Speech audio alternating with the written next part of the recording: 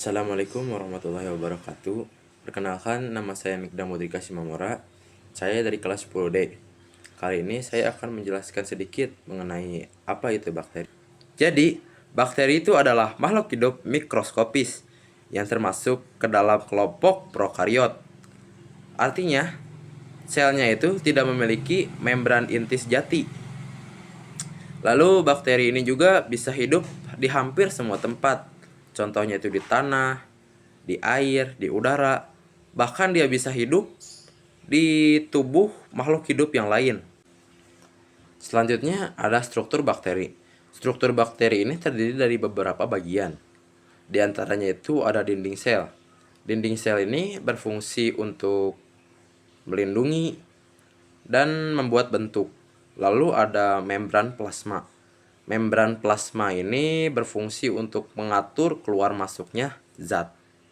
Lalu ada sitoplasma. Sitoplasma ini berfungsi sebagai tempat berlangsungnya reaksi kimia. Lalu ada ribosom. Ribosom ini tempat sintesisnya protein. Lalu ada DNA atau nukleoid. Itu tuh sebagai materi genetiknya bakteri. Lalu berbagai bakteri juga mempunyai flagel untuk bergerak dan juga kapsul sebagai pelindung tambahan. Selanjutnya ada ukuran bakteri.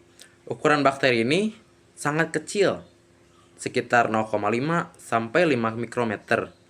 Maka dari itu, ketika kita ingin melihatnya, kita harus menggunakan mikrometer.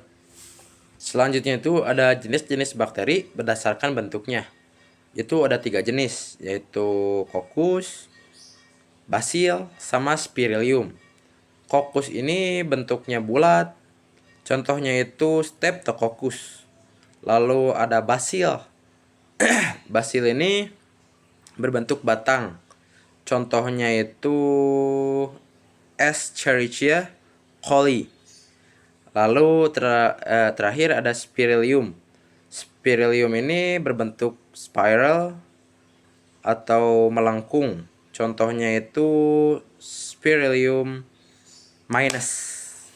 Selanjutnya itu ada peranan atau manfaat si bakteri ini. Bakteri ini tidak semuanya itu merugikan. Banyak juga yang bermanfaat.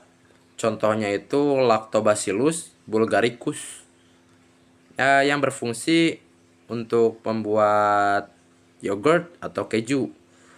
Lalu ada Rhizobium. Rhizobium ini membantu menyuburkan tanah dengan mengikat nitrogen. Lalu ada Escherichia coli yang di dalam usus manusia, itu membantu pencernaan. Selanjutnya ada contoh bakteri yang merugikan. Banyak sekali yang merugikan, apalagi yang menyebabkan penyakit. Contohnya itu ada Mycobacterium tuberculosis, itu penyebab penyakit TBC. Lalu ada Salmonella typhi, itu penyebab penyakit tifus. Dan terakhir ada Clostridium tetani, itu penyebab penyakit tetanus. Jadi bakteri itu adalah makhluk hidup kecil yang punya peran besar. Ada yang bermanfaat, ada juga yang merugikan. Mungkin sekian saja penjelasan dari saya.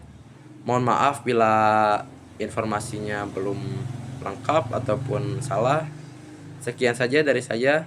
Terima kasih. Wassalamualaikum warahmatullahi wabarakatuh.